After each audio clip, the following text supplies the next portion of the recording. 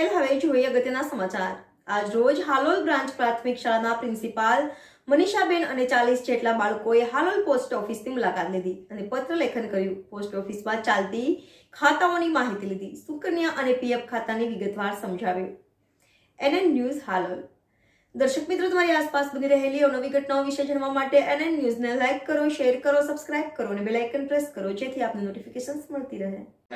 ફળિયાનું નામ, પોસ્ટ ઓફિસનું નામ, તાલુકો, જિલ્લો અને પિન કોડ બરાબર। પછી શરૂઆત પાછળથી કરવાની। આપણે કોને લખવો છે? મમ્મીને, પપ્પાને, ભાઈને, બેનને, બેનપણીને, મિત્રને, સ્કૂલના સાહેબને લખવો છે, આચાર્યને લખવો છે, કોને લખવો છે? અહીંયા લખવાનું સમજાયેલું છે ને કઈ રીતે લખવાનો પત્ર? તો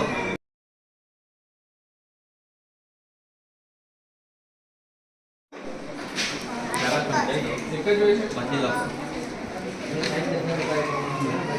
અહીંયા બધાને મળી ગયા? મળી ગયા ને?